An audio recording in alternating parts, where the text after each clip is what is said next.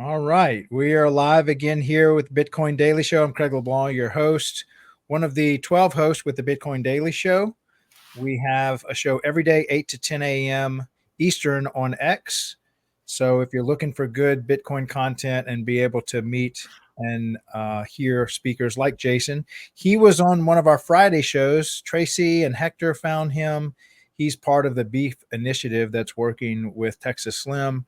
He also is a rancher in Colorado, if my memory serves me right, with Wrich Ranches, and had an unbelievable story just about the state of the union when it comes to cattle and the beef in America and globally, and how cattle are raised and get to your table. And that whole story was just so eye-opening for me. And I wanted to get that as much airtime as possible to my audience because I just thought it was a super powerful message.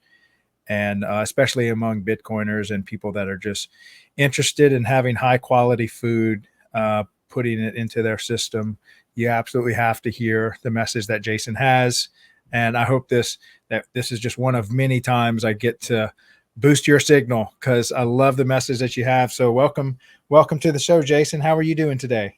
Oh, I'm doing great. It's such an honor to be part of an organization such as the Beef Initiative, and then also being a Bitcoiner and being able to plug in to everybody that's low time preference. Being a cattle rancher and realizing just how important that is. It's just been a total honor and a blessing to be able to connect with like-minded people, and then of course by doing what we do, help feed those people and help heal them from what the industrial complex is doing to everybody's health in this country. And so I'm just glad to be here and talk a little bit more about it. Yeah, and I love so one thing I love also about the Bitcoiners is Bitcoin is just such purity and truth, mathematically engineered, perfected money.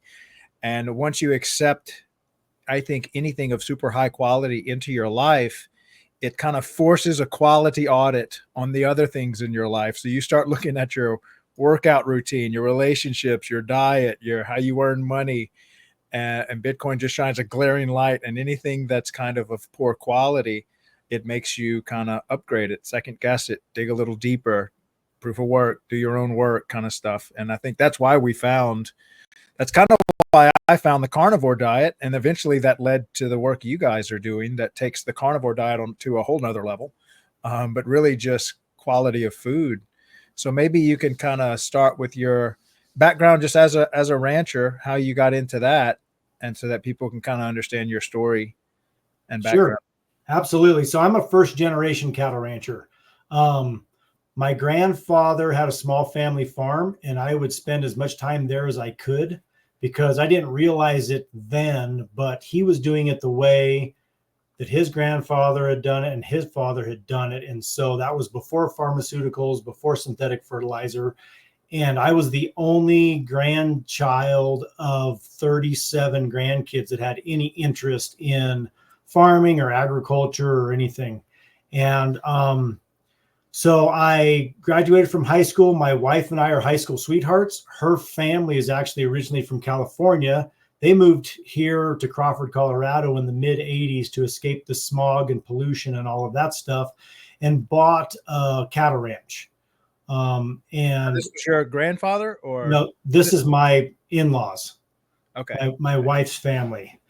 And so we dated in high school, and then I joined the Marine Corps. And when I came back from the Marine Corps, I went to work in the coal mines. I worked for 15 years as an underground coal miner. Um, the Obama's war on coal regulated us out of business, so we shut the coal mine down. And at that time, I decided to start cattle ranching full time. And so that's been about 10 years ago now. And so we started out raising registered Angus bulls for sale. We had a bull that didn't pass fertility, so we castrated it and raised it for our own beef. And at that time, we didn't eat a lot of beef, so we shared it with friends and family, and everyone said, "This is the best beef that we've ever had." And that was like the aha moment for us of starting to raise more and more beef and build our herd at the same time. So we live on my mother-in-law and father-in-law's ranch. My father-in-law passed away a few years ago. And then we actually just bought the neighboring ranch last fall. And there was a couple of reasons for that. My wife and I had been fantasizing about buying it since we started dating 30 years ago. How big are these ranches? Like how big is the one that y'all are on and the one? So our home place is 260 acres, about 100 acres irrigated. And then the neighboring property is 160 acres with an 80-acre federal grazing allotment on it as well, Bureau of Land Management Grazing in Colorado. Yeah. Okay. So right now that puts us right at 500 acres inside one fence, contiguous. And so the reason that we really wanted to buy this neighboring ranch is they started building all these confined egg laying operations around us. So there's like 7 or 8 of them on this mesa that we're on. And this property was one that they were looking at because it has a bunch of domestic water taps and it has a bunch of irrigation water. And so we hatched a plan to buy it and use short-term rentals and wedding venues to try and pay the mortgage. So last fall we bought it. The landowner carried a big portion of it so we could qualify for a loan for the rest of it. And I'm happy to say that the month of June, we actually paid the mortgage and all of the utilities just with short-term rentals. It looks like July is going to be on track for the same. Fantastic. And as the bookings continue to come in, August may be as well. And then we have a couple of big weddings in September. And then October and November, we have long stays of hunters that are going to come and stay in the big ranch house while they're hunting here from out of town. So we may actually pay the mortgage, through that time. And so back to the cattle ranching, I spent a whole year researching breed associations, breeds, marketability, and then also like locally adapted cattle that survive in the environment where we are. Because our home place is 7,000 feet elevation. And some of the summer private grazing goes all the way up to almost 10,000 feet. And so you have to have something that can survive at that elevation, as well as perform well on the forages that we grow here. And so we settled on Black Angus cattle, and that's still where we're at. We're about a 95% Black Angus cattle herd. And then there's a few Sim Angus cows as well. And through the work that Certified Angus Beef and the American Angus Association have done, they've really honed in on genetics. And so we use artificial insemination. We use enhanced expected progeny differences, EPDs is what they're called, to be able to track what bloodlines will perform better. But what we're finding is those are all geared towards feedlot fed cattle, whereas we are only grass fed and grass finished, no grain supplementation ever, only grass and hay that we can raise. And so luckily for us, by raising our own bulls, we were able to really hone in on the genetics that perform well on grass. And we actually haven't vaccinated any cattle at all with any vaccines for 2 years now. And how rare is that as far as the way other cattle ranchers do it? Like maybe, and I don't know if now's the right time in the conversation, but I'd love for you to take us from what the standard is and what's coming out of the ag colleges on how to raise a cow from when it hits the ground to your plate versus the way y'all are doing it. Well, we're polar opposite. Because if you look at land grant universities and the educational system, they're funded by big ag and big pharma. If you go to any of these campuses, they'll have a Bayer Monsanto auditorium, or they'll have a John Deere, convention center, or, whatever. And so, of course, they are teaching our veterinarians as well as our, agronomists, cattle ranchers, whatever, that to be efficient, you have to give all of these drugs because it's in your animal's best interest, and you're going to be most profitable if you're giving, all of these vaccines and using all these different chemicals to make them more calm. There's this stuff that's called therapies that came out that they squirt on their head, and it's like a downer, like chills everything out. And I mean, people just swear by it. It works so well. And I'm like, well, we use low stress cattle handling techniques and do the same thing without using any drugs. Like, we design and build our handling facilities, even temporary handling facilities, to reduce the stress as much as you can.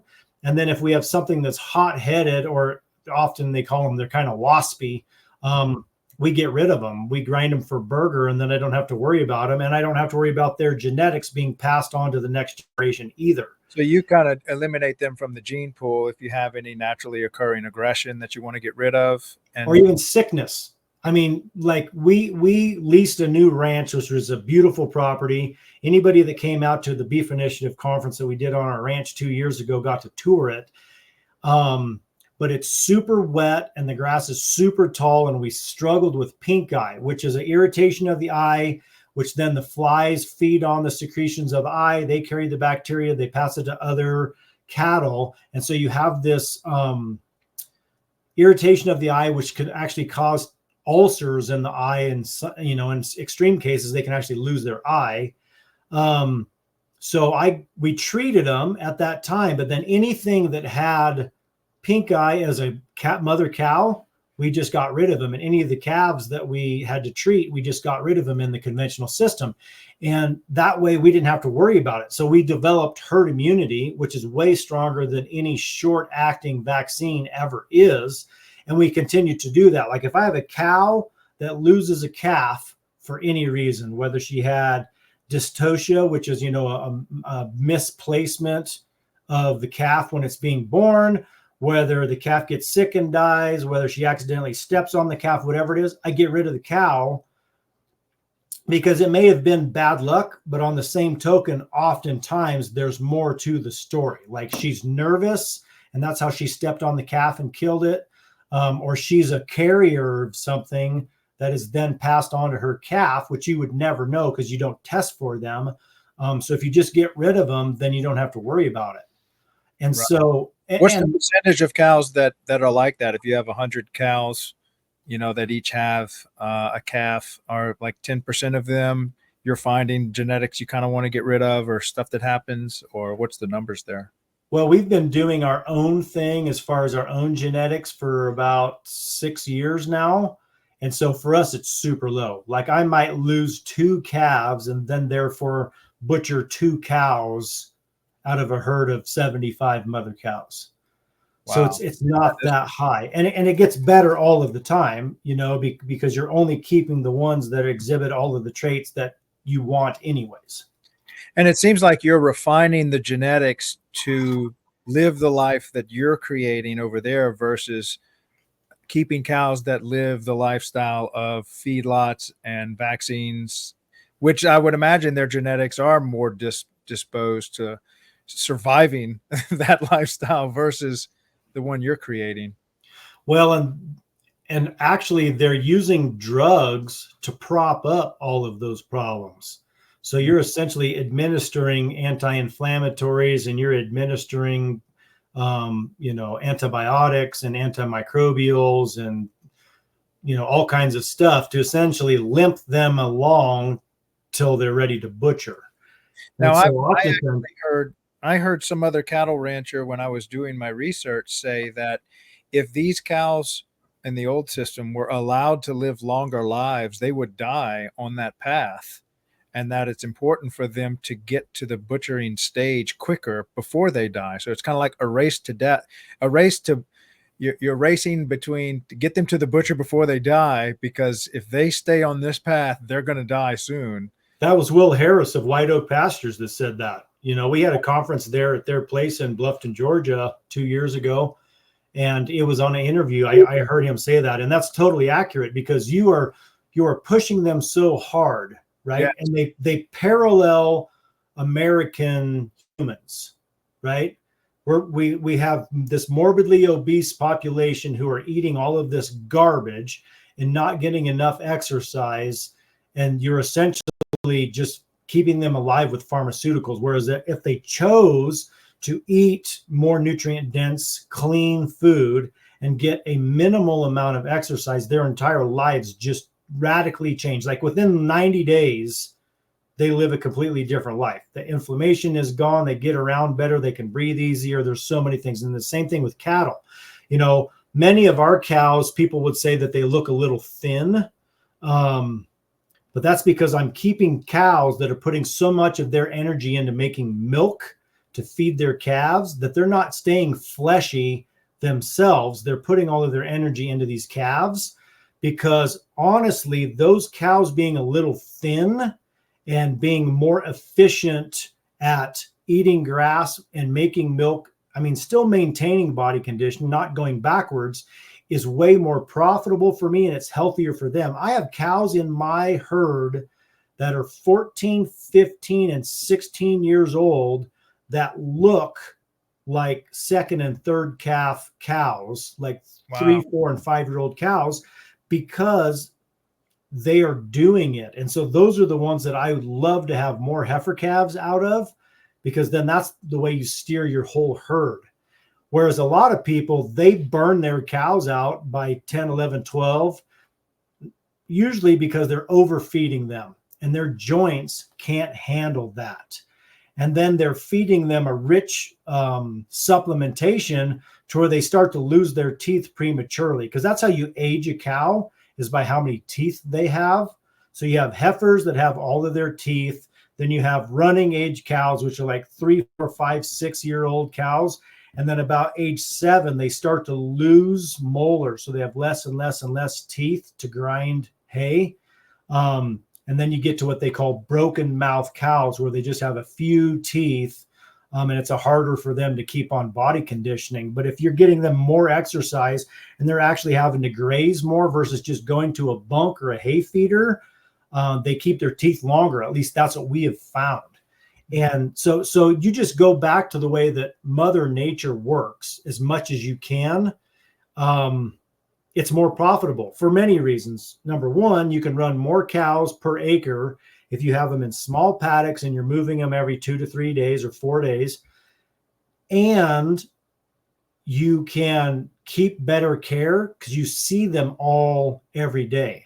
Like literally, when you're moving from one pasture to the next, you can look at every single cow and calf as they walk by. What do their eyes look like? What do their feet look like? What does their udder look like? Are any of them acting, hunched up or like ears down? Like, do I need to keep a closer eye on them? Do I need to change their salt and mineral supplementation to combat flies or combat sore feet, hoof rot, whatever it is? Whereas if you just turn out on huge pastures and continuously graze, you may only see those cattle once a week or once every 2 weeks or once a month. And so there's lots of benefits of doing it the way that we do it, and a lot of people say, well, that's so much work. I said, the majority of the work is building all the electric fence at the beginning of the year. Right. But pasture moves are literally 10 or 15 minutes to move 50 head from one to the other. Do it, don't they? As they kind of see you coming, don't the cows kind of know what's going on and they just kind of roll with it? That's right. And I can holler at them, come on, girls, and they'll be standing at the gate waiting for me by the time I walk to wherever the gate is. Right. And I actually heard you say Redmond's garlic salt is what you're using to combat some of the flies. I actually use Redmond's on all when I cook my meat. I met I don't know if you know this. I used to manufacture LED lights for cities, and they were the booth right next to me because they use their salt to put on the roads to combat all the snow, ice, and stuff on the roads. And so when I heard you mention that, I've been using their salt ever since I met them. It's some of the best salt on earth. Maybe you can talk a little bit about how y'all use that for the cows. Yeah, so they're making pressed blocks that has garlic oil in it, and it doesn't completely keep the flies away. What I've noticed, what it does is the flies don't want to land on the cow's back, so they'll still worry them. And that's the thing, the cows use a lot of energy, like throwing their heads and swishing their tails to keep the flies away. But the flies aren't actually landing on their back. So it's just enough of a deterrent that they're not touching, because that's like what spreads pink eyes. The flies land on the secretions in the corner of their eye, deposit that bacteria, and then they take it to the next cow. And so this way you're not getting a benefit of killing all the flies. Like a lot of people that use larvicide, they do a pour on larvicide, or they do a larvicide in a rub, or a larvicide in a lick tub. But it helps a lot with controlling the pink eye that That's way. all y'all do as far as combating flies is just that. Is that enough, or is there anything else y'all use? Well, and so we've also started using some citronella oil ear tags. So it's like, your little candle that you put out to keep the mosquitoes away. We actually just installed a bunch of those on a bunch of cattle that we have, because the flies are super bad this year. We've had an unusual amount of rain this spring and summer. And so the pastures that are usually dry and short are super tall and wet. And so between the grass being tall and the cows scratching their eyes when they reach down, and then the flies being so bad, we actually had a couple of cases of pink eye, because I'm babysitting some cattle for a friend of mine. Mm-hmm. He sold his farm on the Front Range and was looking for a place because he wanted to keep a few of his registered Angus cows. And so he reached out to me and see if I was interested. And honestly, I wasn't. And I quoted him a crazy day rate that I would charge to babysit him for him. And he says, sure, when can I bring him? So I've been babysitting his cows for a couple of years now. So that's a typical entrepreneur trip. We don't want the job, so we throw out a price that we know they probably will reject, and then they go mess up and accept your price. And now you're like, oh shoot. Yeah. I guess I should have quoted a higher price. Right. And so what's the alternative to the fly issue? I actually spent some time on a ranch. My uncle is a cattle rancher, and I'm trying to get him in touch with y'all. And he has a couple hundred head of cows here in Louisiana. Flies are really bad down here, but I imagine they're a problem everywhere there's cows. So what's the standard solution? I know he sprayed this fly medicine on the cows. And so he would just go and spray them with his truck and stuff like that. That was his solution. What is he spraying on them? What does that do? Can that get into the meat? Like maybe we can start about what gets into the meat. Yeah. So there's a couple of different sprays that they use. Ivermectin is one of the most popular. It's an internal and external anti-parasite, and that's what they were talking about. People are still using to treat COVID. Because it's an antimicrobial. It kills everything that your body doesn't want. And then there's also some pyrethrin based sprays. So it's actually, like fly killer. And they use both of those. A lot of people use both of those. And then they also have ear tags that have those same fly killer, larvicide, insecticide ear tags. The problem with all of those is they also kill dung beetles. And so the dung beetles are actually doing the job of breaking up the cow pies, which is where the maggots grow to make more flies. So ideally, we would run chickens, pastured poultry, behind the cows so they can scratch through the cow pies and eat all the maggots and reduce the flies, right? And they spread out the manure. But on the property that we're on, the landowner is doesn't want chickens on there because he doesn't want me to be able to drive a four-wheeler or a truck or a tractor to be able to pull my either egg-laying barn or my chicken tractors around on that property. And it's not really set up for it. And it's a property that I lease for per head per day on a basis for that. So we just have to kind of deal with it. Now I saw a documentary, gosh, this was a long time ago, but it was where we had the cattle. It was almost like the pastures were cut into four and you had cattle roll through. Maybe it was chickens next and then pigs after that. And then it was just left alone and they just cycled through that. Is that something that you ideally would want, or maybe is that what you use on the property y'all do have control over? We don't. The interesting thing for us though is the ravens, crows, magpies, they actually get out and scratch through the cow pies and pick the maggots out. They do the work of the chickens then. So the native birds do that, which is the first time I saw it, I was just kind of blown away. I was like, well, what are they doing? I was afraid that we had a dead calf because like, what are all these magpies and crows and ravens doing? And then I went out there to see, and they were actually picking all of the maggots out of the cow pies. So they do a pretty fantastic job of that themselves. The other thing too, what we're doing is we're moving so rapidly that the manure is pretty runny. And so it's not making a big cow pie that's conducive to flies laying eggs in it. It's pretty splattery, and then you move away from it. And so that way on our property, you don't have a lot of big, massive cow pies until you get to the fall when the forage starts to dry up and those cow pies are more firm. But right now that we have good irrigation water and we've had all this rain, the cows are still pretty loose. And so when you're walking through the pasture, you don't want to get behind cows because they might sneeze when they're doing number 2 and you'll get painted green. Wow. Just from their loose manure. So what makes it stay loose is just the activity or it's super rich and it's super watery. The forage is fresh growing greens because everything's growing so fast because we've had a lot of water. And then also it's moving through them quickly. Whereas in the fall and winter, when they're eating a lot more dry forage, they keep it in, and because they have 4-chambered stomachs, they cough it up, they chew it up some more and swallow it again. So they get all the nutrients out of it. So you have this pretty dense, lignin based pat then in the fall and in the winter.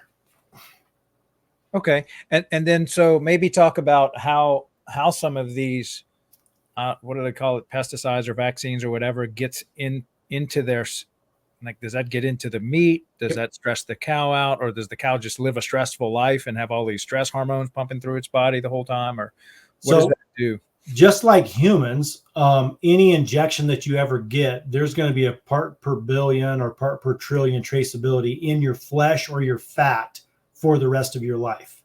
And so they've actually been doing testing on meat from the grocery store just to see what all is in it, and probably the most inflammatory testing that they did is a third-party lab went into Whole Foods and bought 6 or 8 or 10 packages of meat that was labeled the N3, the never ever, so never having had hormones, never having had antibiotics, and never having had any sort of feed additives. And they tested that meat, and all of it had traces of all of those things in it. So is that just them lying, or is that somehow getting in through the system, or where is that, or can you even discover where that's coming from? All of the above, right? So I've seen firsthand a cattle rancher who was selling to Whole Foods. He bought 2 pot loads of cattle. And so a pot load is a tractor trailer full load, typically 40, 50 calves in a trailer. And as they were unloading them, one of the cowboys noticed that they had a bunch of pink eye. So they ran them around the corrals and gave all of them a shot of antibiotics and turned them out with the other pot load they'd bought from another ranch that didn't have any pink eye. And they all ran together on the forest, and then they went straight to the processing facility that supplies Whole Foods as that never ever program. And so that's why you have to know your rancher. That's why you have to shake your rancher's hand, because that's the only way that you will know for certain how those animals are raised and what they've been given. So let's go back to where that could come from. If you look at a conventional feedlot situation, they're feeding whatever the cheapest inputs are that they can find. And if you've ever been to a feedlot and see what they're feeding, if they're close to a confined feeding operation, they're going to be pelletizing chicken litter. So sawdust, chicken poop, feathers, dead chickens ground together and pelletized. And that's going to be your protein portion of your feed ration. Wow. Or if you're close to a candy factory or a massive Hostess, Little Debbie snack cake factory or bread bakery. Anything that falls on the floor, anything that is spoiled, anything that doesn't quite look right, it's going to get ground up and pelletized as the energy portion, oftentimes still in the packaging, to go into the total mixed ration. And then they'll mix that with straw or sawdust or corn stover. So that's like the corn stalks and the corn cobs as a filler. And then they'll add their mineral supplement and their salt supplement. And that all gets mixed together and dumped in a feed trough in front of the cattle. So if those... I imagine the miracle of the cow's digestive system can take all of this trash and actually provide somewhat of a living energy for the cow to not die. But then there's a lot of repercussions that they've got to medicate this cow because you're feeding it ground up plastics and chicken manure and all this other stuff. Is that kind of what's going on? It is. The rumen can change its pH and microbiology to digest whatever the feedstuffs are. What's a rumen? The rumen is the stomach of the cow.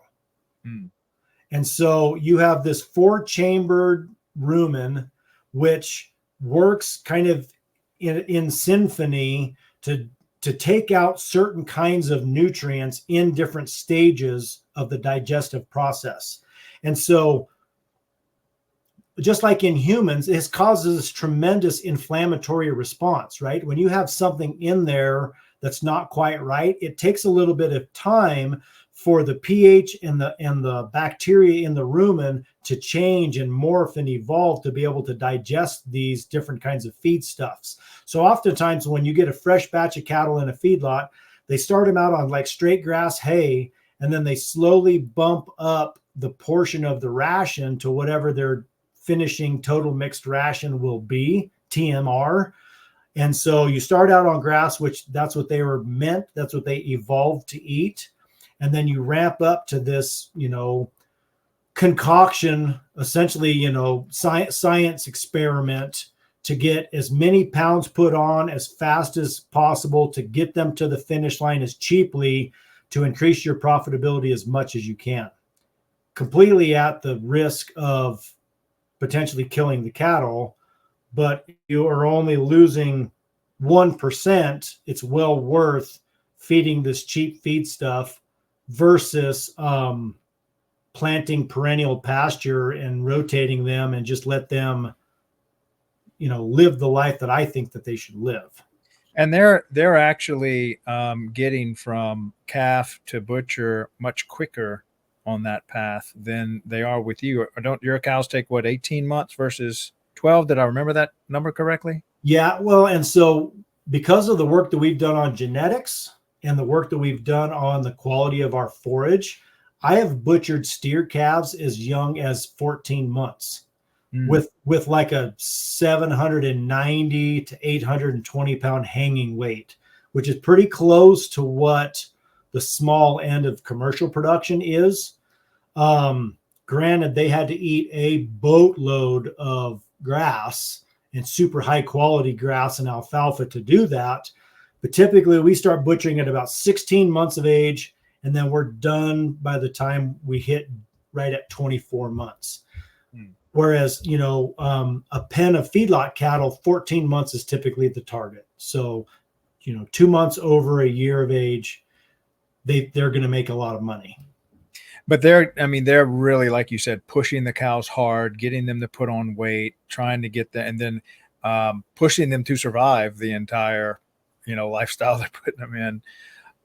And so it's almost like a science behind making them grow unnaturally fast in an unnatural feed environment, and then butchering them right at that heaviest weight versus a much more healthy lifestyle without all these chemicals and stuff we don't know about. And then I don't even know, maybe you can answer this, but what are the implications to the humans eating one versus the other? Well, and that's what I tell everyone. You are what you eat eats, right? So if you're eating garbage, what all the cattlemen's organizations say, well, we're taking stuff that is unfit for human consumption and we're able to make steaks out of it. by feeding it to cattle. And what I say is like, well, then let's compost it and spread that out on perennial pastures versus feeding it to a cow. Because if it's not fit for human consumption, more than likely the cows shouldn't eat it either. But what it is they're taking something that they say, oh, well, this would otherwise go to the landfill, and we're feeding it to cattle. Well, that's great, right? But however, that's what's best for the animals. That I've had a lot of people that say, like, how can you raise these calves literally from conception all the way to their last day, and that doesn't bother you? I'm like, it does bother me, right? I honor these animals every day of their life, and that's why I want to make sure they have the best life possible, the healthiest, happiest life possible, for two reasons. Number one, because I love my animals, and number two, if that animal is happy until its last day, there's going to be no stress hormones in the meat. There's not going to be any bruising, any problems with all of those cuts. They're literally like walk into the kill box and boom, that's it. They didn't even know what hit them because they figured they were just making another trip through the handling facility. And then I get to take that high quality product and pass it on to my customers and help feed their children's developing brains, their minds. I mean, because the science is proven you have to have animal fats and animal proteins to build brain cells and nerve and spinal cells. That's how you rebuild them. You have to have animal fats and proteins. If you're only doing plant proteins and you have a major brain injury, you will probably never fully recover. Which I have a beef customer that had been a hardcore vegan for 7 years. I was in the coffee shop listening to her tell her friend how she was really struggling in PT and they couldn't get over this hump, and on and on and on and on and on. And me being me, I feel like I'm a healthcare provider, right? Because I want to heal people who don't know well enough to heal themselves by what we do. And so I went over to her and I introduced myself and I told her what I do. And I asked her if she had been eating any meat. And she's like, oh my gosh, I haven't had meat in 7 years, this and that, this. And I said, well, do you realize that this brain injury that you had can't be healed if you don't eat animal fats and animal proteins? And she was like, really? I was like, if you would let me, I would like to give you a package of fillets. That's the most expensive, most tender, delicious steak. Okay, it's my favorite. It's not everyone's favorite steak. I think, but if you'll let me give you a package of these steaks, I think I can help you. And she was like, you would do that? I was like, I absolutely would, because I care about you. And so I ran home, ran back to the coffee shop, gave her a package of fillets. And I said, seeing as how you haven't had meat in 7 years, you might just thaw them all out and just maybe cook one of them, eat half of it. And they're little, they're like 4.5 ounce steaks. And 6 weeks later, she calls me just sobbing, like she can't hardly keep herself together. She says, I just finished up at my PT appointment and we made 6 months worth of gains in 6 weeks. She's like, I can't believe, what you've done for me and what your animals have done for me. And she's been buying a quarter of a beef for me every year for the last 5 years. Wow. From that point on.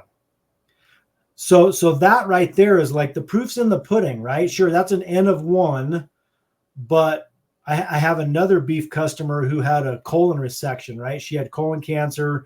They took out a whole bunch of her colon. The doctor said, you'll never be able to eat red meat again. And then she struggled with all kinds of other health problems, like some anemia and stuff like that. And she was the teller at the bank, and she was, telling me about this. And I was like, I bet you could eat our meat because it doesn't have any of the stuff that you're probably going to be getting from grocery store beef. If you're interested, I would like to give you a package of fillets. And so I did. And so then she was buying every payday. She bought another package of fillets from me until she moved away. So contrary to what the doctor said about her never being able to eat red meat again, and she had tried it and gotten sick, the end of her digestive tract just didn't work right. But I think it's because there had all kinds of stuff in it, whether it was because it had been fed something or it had been sprayed with something in the processing or whatever it was, the grocery store meat she wasn't able to eat, but she was able to eat our beef. Yeah. Now, what's the is there a difference between the vaccines that you give a cow, right when it's born, and then let's say from that point on, you're treating it, say, like you're treating it, versus someone that's maybe doing the vaccines and then everything else? Are the vaccines something that's a little more acceptable, or maybe bring us through what do the vaccines do and what are they for? So there's typically two classes of vaccines, and there's actually, I guess there's three. You have one that's a hind gut digestive tract vaccine. That's to like prevent blackleg, which is a gut infection. And the reason they call it blackleg is because then they have this black, dark stool that gets all over their legs. Then you have a respiratory vaccine, and then they use a reproductive vaccine on the mother cows. And so what we do is we never calve in the same pasture 2 years in a row, because all of that bacteria and stuff live in the soil. So conventional cattle ranchers that are calving in corrals, in belly deep manure and bedding, they have to vaccinate for all of that stuff because the environment that they're in is filthy. Whereas we calve out on pasture, even if it's in the snow, we're calving on a pasture that has trees. So it acts as like natural windbreaks and natural shelter, and we'll feed out through the trees. So the cows have a place to get in, out of the wind, get in, out of the snow, and out of the rain, in, out of the mud, and they can lay down on the hay when we feed them. So just by our practices, we don't have to do any of those birth vaccines, because there's guys that do 3 shots and a bolus at birth. So literally this calf comes out completely naive immune system, and they're handling it and, giving it all these shots and this bolus. And then you have to turn it loose for it to try and figure out how to suck on its mom after you've manhandled it. Mm-hmm. Whereas we check every calf, we tag them, and we weigh them. Because for us, we're looking at calving ease, so the weight of the calf, to help with what bulls we're going to save and use on our heifers versus, what a healthy weight of calf is out of a mature cow. So we're handling them, we're tagging them, we're weighing them, and then we let them go to their mom, because that's actually where they get their immunity, is that first milk. They have to drink that colostrum from their moms that has all of her passive immunity in it, which then kickstarts the calf's immune system. Whereas if you're in manure and the cow's been laying in poop and this calf comes up and teat, it's going to get all this bacteria versus getting this boost of colostrum, as its first meal. Yeah. So that's, and so what's in the vaccines? Like, y'all aren't needing to give these vaccines to yours. Is that what you're saying? And that's the interesting thing. Since we've quit vaccinating, we've had less sick calves. Wow. So what does that tell you, right? So the vaccine doesn't work because you have more sick calves when you're using vaccines, or you're using vaccines as a crutch to not do proper management techniques. And for instance, like for us not vaccinating, that's saving us like $500 or $600 a year on not buying vaccines and having less sick calves in addition to that. And then you also have to look at buying needles and syringes, and then all of the time processing to be able to catch everything and vaccinate it. It just doesn't make sense. Right. That puts a lot more workload on the cattle rancher during the birthing process throughout its life. And so typically, are you vaccinating throughout the life of the cow? Most people do. They're doing pre-breeding vaccines on the mature cows.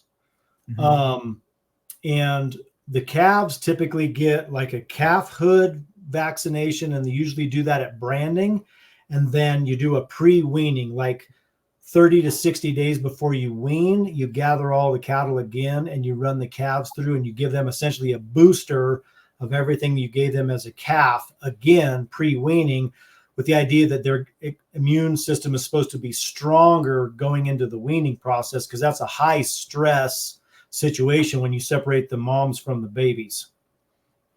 And so y'all don't need to do any of that, correct? We don't do any of it.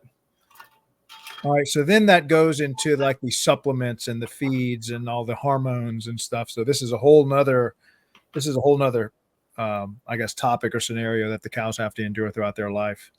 Can you talk a little bit more about what y'all do versus what the typical standard industry? Yeah. So we don't do any pharmaceuticals at all. I mean, we don't even use synthetic fertilizer. The only fertilizer we've used recently is organic chicken litter. And so typically what they do is when the calves get into the feedlot, they get a whole complement of vaccines again, because there are some cattle ranchers that don't do any vaccinations. So you have these totally naive, high-risk cattle going into this high-stress situation of a feedlot. So every calf goes through and they all get vaccinated. And they typically also all get a hormone implant. So it's a little pellet that's inserted under the skin in their ears. And then they get a feedlot identification tag so they can be noted by the pen writer, like which one's sick or whatever. So they go through their handling facilities as soon as they get off the truck. Hormones, antibiotics, which they have really cracked down on the use of sub-therapeutic hormone, antibiotic use, because what they found out is if you're doing sub-therapeutic, it is actually a feed stimulant. So it actually, if you give them a little bit of antibiotics, it stimulates their system to want to eat more, so they grow faster. But then you have this in their systems, right, which we're finding stays in the meat forever and ever and ever. So now they're not letting them use this subtherapeutic antibiotics anymore, because it used to be that everything got it when they came in.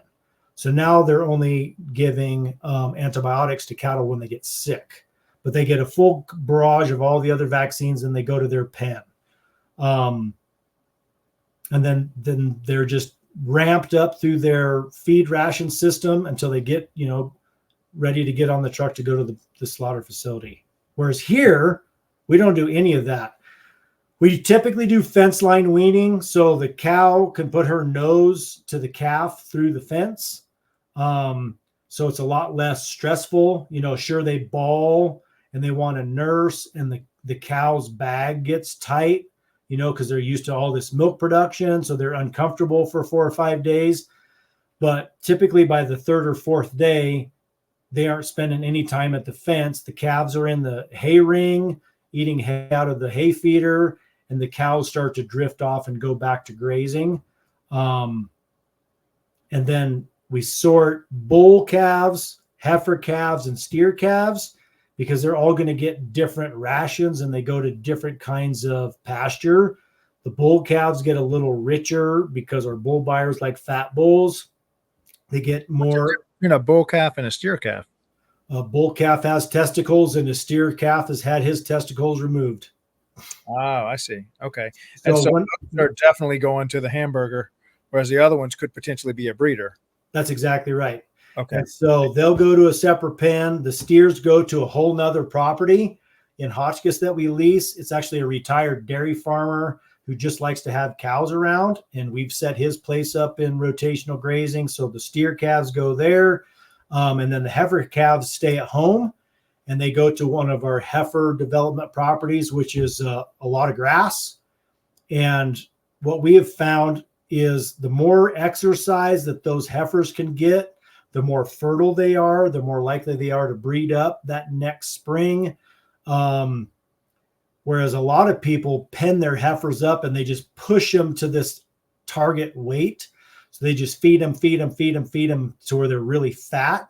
But what that does is it ends up putting a lot of fat stored around their sex organs, ovaries and uterus, so they're less likely to conceive on their first breeding. And so what we've found is the more exercise that they can get, the better off they are, the more fertile, and honestly, the longer they last as a cow, which is the complete opposite of what the land-grant universities tell you to do for backgrounding your heifers. But I figured out a long time ago, I read whatever the email from them says, and then I do the total opposite, and I'm oftentimes way better off. Yeah. So you're saying the more kind of lean and athletic the females are, just the better breeders they are. And what they're trying to do is just fatten them up and say, oh, that's a nice large heifer. That might be good for breeding. And what you're finding is that that's not true. Actually, the more athletic or the more lean they are, that the better mamas they are. Totally. And they're not focusing on putting all of that energy into fat deposition on their body. They're putting it into developing their sex organs, and then they will later put it into making milk for their new calf. And the more moderate they are, the easier it is on their feet and their legs. So they don't end up getting sore feet, and they don't end up getting sore joints as they get on in age, because they're more athletic built. I mean, sure, we like thick, blocky, but they have to look like a female. I don't want them to look like a bull or a steer. A lot of people are breeding for this just square, I like a little bit of slope in the shoulder and a little smaller head, because then that also translates to calving ease. Like, you can have a big calf, but it has to be shaped like a wedge to come out. Whereas if it's super thick in the front, it has a hard time coming out. The mom really struggles having that first calf.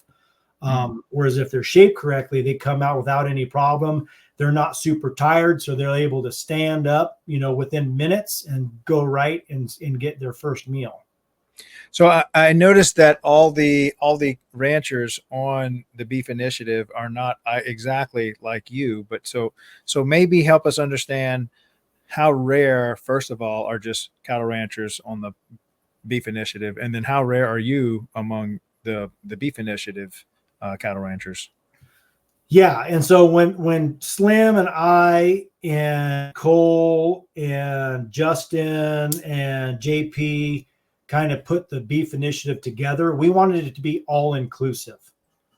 And that was because cattle ranchers don't have a voice. Cattle ranchers have been told, be quiet, let us as the national organization, whether that's the NCBA or whatever it happens to be, which is the National Cattlemen's Beef Association, let us tell your story. Like, you just do what you do, keep supplying calves to the market and to the feedlots. We'll do all of your advertising. We'll do all of their promotion. And then cattle ranchers are only getting a penny on every dollar.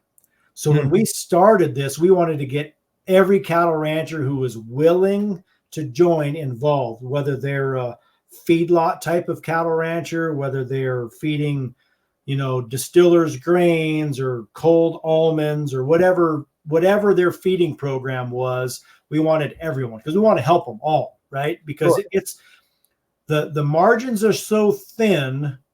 We are literally burning out cattle ranchers because they're tired of starving to death. Yeah. And so we welcomed everyone. So that's the Beef Initiative. And then if you look at me, because I'm willing to do the extra work necessary to work on genetics and work on our pasture and work on our soil health to be able to raise the forage quality that allows me to finish cattle just on grass and hay and pasture and still have that beautiful white marbling on the steaks like you would get from something that's grain finished. I'm willing to do that. But part of that is where we live. Like, we're literally sitting at 7,000 feet. So we're close to the sun. The grass and the hay is exceptional. It's such high quality. We export it all over the world. Like, we have a farm next to us that ships all of its hay to the Middle East. There's one racetrack horse breeder there that buys all of his hay to feed his race horses in the Middle East. Wow. I mean, it's that quality, And because our growing season is so short, the grass is super nutrient dense, the grass and the alfalfa and the clover and all of that stuff, because it knows it has to put everything it's got into producing viable seeds to reproduce for the next year. Whereas in a lot of places, Texas or in the South, like where you said your uncle's place was, the grass is worthless. I mean, it's almost all water. And so for those kind of people to be able to actually finish and put any fat and marbling on cattle, they're going to have to feed it something else. So they're either going to have to import protein and energy from somewhere else, either by hay or by feeding a supplement, whether it's grain, distillers grains, cottonseed, meal, something to be able to have this presentable looking steak and with enough fat to have like a good mix to make burger. Mm-hmm. And so, and I don't begrudge any of those people, but the flip side of that is the land where we are is between $16,000 and $20,000 an acre to buy. And I could go down to Bluffton, Georgia, where Will Harris is, and buy land for $800 an acre. So that's the flip side of running down in somewhere where it's hot and muggy versus somewhere here where it's dry. So y'all just have better, beautiful, you know. I mean, we have the Rocky Mountains, you know, that's, everyone says, boy, it's too bad you can't eat the view. And I'm like, you can't eat the view, but I'm selling it to my Airbnb customers because they can sit out on the porch of the ranch house and be like, oh my God, we watched the sunrise come over the mountains and it was epic. Yeah. We watched the sunset. Like, my background is the ranch that we just bought at sunset from our driveway, you know. I mean, and it's like that every night, you know. I mean, it's literally like an Old West movie.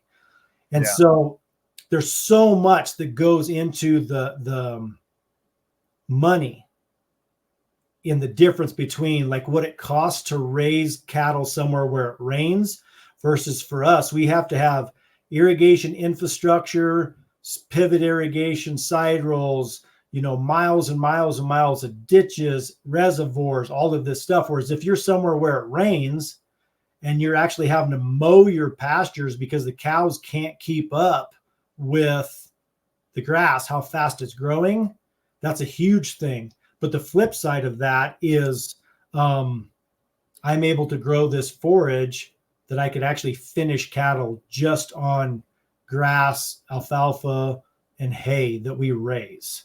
And so that's why I won't ever say anything bad about somebody that does it differently, because that may be all that they know and that may be all they can afford. But I do want to talk to them about alternatives, because there are alternatives. There absolutely are. And now they've bred some alfalfa that'll grow in those wet climates. So you can have that crazy protein in Louisiana, in Eastern Texas, you know, all of that stuff, Southern Oklahoma, all of that country. You can get some of those nutrients if you want to try and put it in. Yeah. And I feel the same way about our Bitcoiners. We have a lot of, you know, non-Bitcoin, or they own some Bitcoin, come into the show, and I kind of welcome them because, you know, when I first got into Bitcoin, I didn't know the difference between all the other altcoins and Bitcoin. And so it took me some time to educate myself. I didn't know anything about fiat, didn't know anything about the history of money. And that was a 2-year journey of mine. And if somebody had said, hey, you have to know everything there is to know on day one, I wouldn't have made the cut. And I don't know many that would have. So I'm really glad that y'all are inclusive, because, you know, it may take a decade or 5 years to unpack and unwind everything that's been taught incorrectly and to bring someone up to speed to where you are. I mean, I'm sure your journey wasn't overnight. And you're probably still learning every day. That's right. And literally, I learned something new every day. I mean, if you look at my journal notes of stuff, I was like, oh my effing God. I mean, I'm not going to do that. You know, whatever it happened to be, like, that didn't work or whatever. But I was like, oh boy, I need to write that down, because I know I'm going to encounter that again. And it's enough one of those kind of interesting things that if I don't write it down, I probably won't remember it. Yeah. And you talk about Bitcoin. I was fortunate enough that I was introduced to Bitcoin as the first cryptocurrency ever that I even knew about. My wife's cousin, he is a financial guy, Bay Area financial guy. And he asked me if I had heard about it. And I was like, and I hadn't really. I mean, I'd heard about it, but that's all I knew is it in by name. And so I took the deep dive and I went down the rabbit hole, and it was like, this perfectly aligns with cattle ranching, because you look at like what's your store of value, and you look at the reality of low time preference, and you look at how they're married together, right? Because we've been eroding value of agriculture forever, essentially since the farm crisis of the 80s. The value is in stuff and it's not in knowledge, right? Like they've literally been eating it, eroding it, because the price of equipment has continued to go up and the price of commodities has stayed pretty same. It's just very gradual. So they've just been eroding the value of all of the work that we do. But if you have this proof of work in this fantastic cryptographic system, it's secure. Like if you can take your ranch earnings and put it into this thing that only you can access, it's amazing. And then you connect with other people that want to transact in it. You just unplug Uncle Sam from all of it, and you can have this peer-to-peer exchange of value, my meat for their value in Bitcoin, and however they got it, whether they were mining early on their Raspberry Pi, or whether they've been buying, or whether they've been mining remotely, with a hosted miner, or whether they put a miner as a space heater in their shop, whatever it happens to be, however they got it. And then we're exchanging this, their feeling and my feeling in this peer-to-peer exchange is just like barter. Like, because I do a lot of bartering, and everyone feels good at the end of the transaction, right? So that means you value what I'm doing and I value what you're doing. And at the end of the day, I sweep that into my hardware wallet. And so I have this ranch treasury for perpetuity. And it's just so, it's such a perfect pairing between beef and Bitcoin. My Twitter handle is beef, bees, and Bitcoin, because I also raise honeybees, right? Because pollinators essentially is what really makes the whole world go round. And I love honey, so it's perfect. So you eat, so you're not purely on a carnivore diet. You also have honey in your diet, or maybe you're not even a carnivore. You may eat just everything. I don't know. I eat everything. I have one of those health apps on my phone, and I'm about just shy of 3,000 calories burned every day, according to what it's telling me. Wow. Fantastic.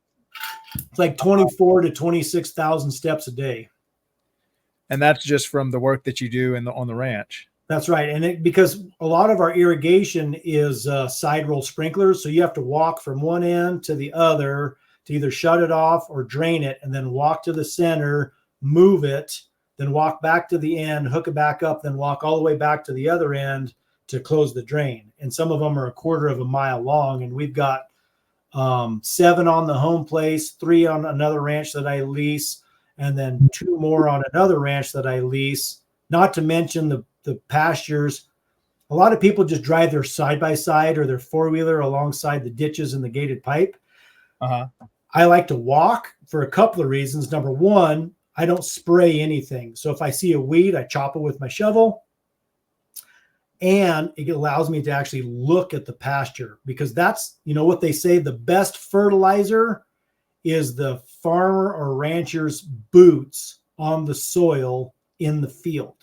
Because if you're not actually, that's right, proof of work. If you're not out there actually looking at what's happening, it's just a drive-by. You can just ignore the dead spot or the bare spot or the patch of noxious weeds or whatever. But if you're out there, you'll take care of it, because you just can't walk by it. Right. Yeah, that's it. It's nothing replaces. I call it the I heard this from one of my mentors, or maybe I read a book that it said The highest form of knowledge is experiential knowledge. You just can't replace it. I can't tell. I'm sure no woman can tell me what it's like to have a baby. No words are going to describe it. Right. You got to experience it. And maybe men are just cut off from that. Maybe like it's, you can't tell a new dad what it's like to hold your child. It's some things you just have to experience. And so many times we try to say, I'm gonna watch a YouTube video on this, and you watch it and like, okay, I know everything there is to know now. And I'm not quite. You're cutting yourself off probably from the most real type of knowledge out there. And that's experiential knowledge, which is why I loved y'all's slogan of shake the hand of your rancher, know your rancher. It's so much difference between just going to a freezer or a cooler section and thinking that you know the rancher. You're especially just from my limited exposure to y'all, my uncle, Texas Slim. I now see the grass, the vast canyon between me and my rancher when I'm at the grocery store. I'm so far away from the guy that actually raised that cow. And he's so far away from me. It's almost like I have it. To me, it seems like there's something standing between me and my doctor. Like if my doctor advises me or my physical trainer, gives me a workout, I'd rather be right there with him, shoulder to shoulder. It's almost like, having a family, but you never meet your wife. You just kind of ship your sperm one way, you never meet your kid. And so it's almost like you really need that hands-on. And I think life is hands-on, and we should definitely, again, and to tie it back to Bitcoin, don't entrust your security of your best asset to somebody else. Claim your Bitcoin, own it. Same thing with so much in life. You really need to take responsibility for your stuff. Yeah, not your corn. It's not your, it's just, and that's the thing. People make the excuse of like, well, I just don't know how to do it. I'm like, you can search YouTube on your smartphone. You can most definitely self-custody your own Bitcoin. Right. Because it's way more simple than that. And now we have so many tools. We have so many people that have made fantastic tools and the step-by-step instructions on how to do it. And if you're not sure, talk to someone that's doing multi-sig and have them help you. Let them help you with your other key just to keep you out of a bind, and that's the thing. One of the things I preach is observational science. And I termed that when I was listening to my grandfather explain to me like why he did things the way that he did. Like, he was a Spaniard, and so he would say, mijito, you just have to pay attention to the animals. They will tell you what you need. And if you pay attention to the plants, they will tell you what you need. And of course, at the time, as an 8, 9, 10, 11, 12-year-old kid, I didn't really understand what he meant. But later in life, because I started in ranching while he was still alive. And I took him out here and put him in the truck and put him around what we were doing and showed him our cattle and all of that stuff. And then it really rang true what he was telling me. He's like, unplug from what the fancy tractor dealer is telling you. Unplug from what the land grant university, agronomist or, veterinarian, feed dealer, they're just trying to dangle more shiny things in front of you. If you pay attention, right, you can do it without all of that stuff. And he's absolutely right. I mean, I would be lying if I didn't say I don't like my shiny metal that I have, and having reliable equipment is super important. My wife is an oncology nurse navigator, and she was the one who said, we have to get you in a tractor with the cab. She says, I've treated so many farmers and ranchers with lung cancer, skin cancer, all of this, because you have so much exposure. so much dust exposure, so much sun exposure. She's like, we have to get you in a tractor with a cab. And I was like, hell yeah.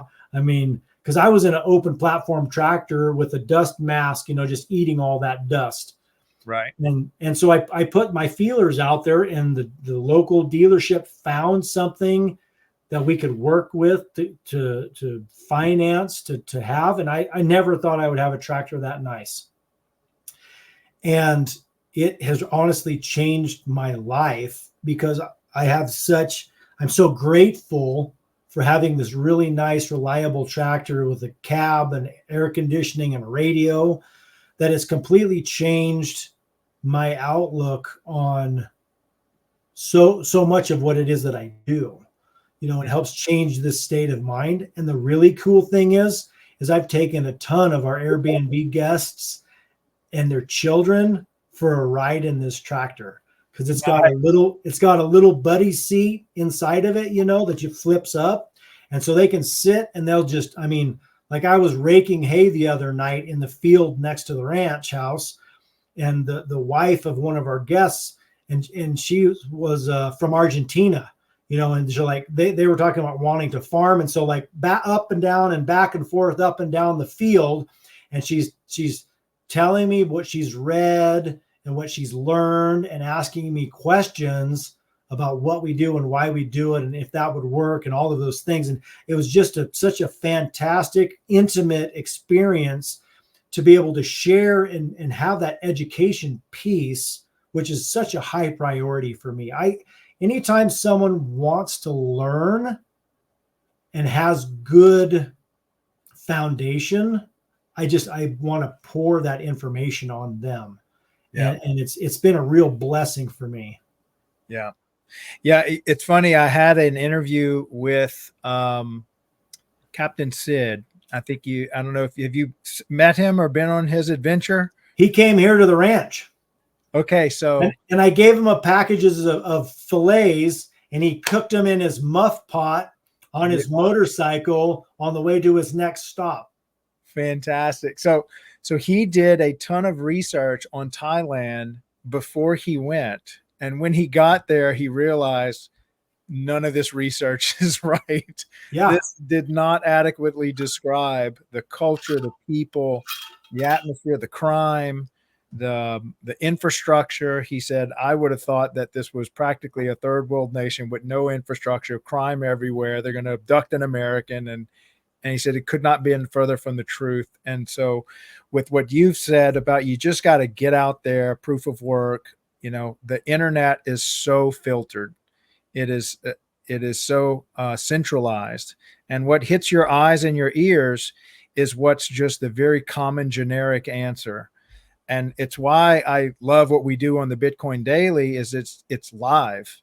It's you can ask the questions, you can participate. Like this conversation, it's unedited. It's just me and you are live right now. People are watching us. 158 people are watching this right now. I've had 1,000 people watching. And I think we're so used to consuming just edited everything, processed everything. And life is not processed and edited. It's like life is live. And I think that's the way we're meant to live it. That's the way we're meant to learn. If I were going to be a cattle rancher, I would probably pack my bags and say, how can I come live with you and help you do what you do for free so that I can get my education that way versus stuck in a classroom trying to learn from people that aren't in the field, putting in the 20,000 steps a day that you're putting in. That's the way you learn. Same thing. If you want to hold Bitcoin, go to a meetup, meet a Bitcoiner face to face. And that's how you learn this stuff. I think we got to start unplugging from this mass production of education that we have, because I think we just get, kind of like your cows. If you feed them crap, you're going to get crappy meat, and that's going to get a crappy body. And same thing with our education. We really need to shake the hands of our educators, whether they're in Bitcoin or ranching or anything else. You want to learn something, go to the guy that's doing it. And that's the best way to learn. Well, and that's the thing for me is I've had a whole bunch of people read a bunch of these regenerative influencers books, and then they want to apply them verbatim here. So if you have someone that's in Virginia anybody that's in the regenerative space knows the big name regenerative farmer, multi-species farmer in Virginia. You can't take that and just plug that in Western Colorado because number one, it doesn't rain. Number two, the soils are completely different. Number three, we're at 7,000 feet. We're not at 1,200 feet. The winters are brutal. 3 feet of snow is 3 feet of snow. And so that's what I tell them. I was like, I love that as a framework because I've read all of their books, but that's a framework. And then you have to modify that plan in your operation to suit the environment that you're in. And that's the thing I've been doing a lot more consulting recently. We'll have a new landowner come in, they're a retired couple or whatever, and they're like, we heard you're the guy that likes to do stuff different than everyone else. And I'm like, okay, what do you want? What are your priorities? And we go through all of that. And typically I end up with them paying me to take care of their place, like a land manager, because there's so much physical labor and so much expensive equipment involved in farming that it's not realistic for them to go buy a tractor and a swather and a rake and a baler, or even just install the 4 miles of fencing necessary for them to have strong perimeter fence on their property. Yeah. And people, they have this idea and this dream of what their Western ranch lifestyle is going to be like. And the reality of it is it is hard. And that's why fewer and fewer people are doing it. And so anytime I have a young person that approaches me about wanting to learn about it, I drop whatever I'm doing. I'm like, get in the truck, let's go do something, and we can talk about it while we're working, right? Right. Because if they're interested, if they have enough metal, they're going to do it, right? Once they can get the confidence of doing the work alongside me, then I can turn them loose and they can go do it on their own. Most of them are like, this sucks. I want to go back to an air-conditioned room and play video games. Yeah. Because that's just a reality of it. It does take a certain amount of love for what you're doing. I saw that in the restaurant business, as an entrepreneur, as a parent, as an athlete, as a Bitcoiner, as creating content. Man, if there is a dark side to any of this stuff, if you want to get in shape and get a six-pack, there's a dark side to it, man. There's some lonely days in the gym. Same thing with a healthy diet. And if you're not willing to put in the proof of work for whatever it is, it's not going to be pretty. If you're expecting to just hit a few buttons, download the software into your mind, and all of a sudden you are this thing. At least I haven't found a way to do that yet. Maybe in the future.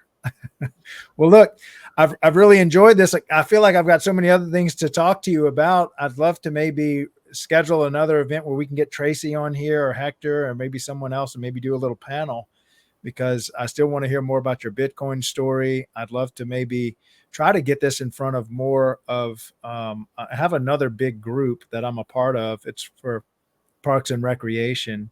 Cool. Your content is universal content. It's not just Bitcoin specific. It's anybody that's, wants a healthy diet and a healthy lifestyle. I think that's great content to get in front of. So, if you don't mind, I'll reach out to you maybe in a few weeks and we'll schedule something and maybe do this again. Sounds great. I'd love to. I would absolutely love to. Yeah. Fantastic. Well, thank you for your time, Jason. And I'll reach out to you again after Nashville. You're not happy? Are you going to Nashville by any chance? I wish I was, but we're booked solid in our Airbnbs, and my wife and I are doing it ourselves. So I ranch full time. I market beef full time.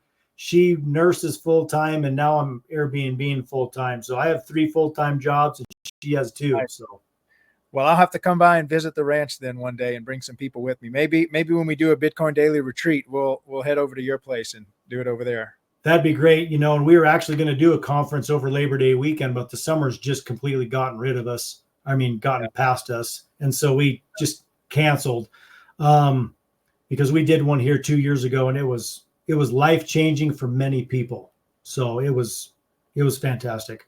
And the facilities at the new place are top-notch. So there's a great place to do it. Oh, well, good. We'll have to look into that then.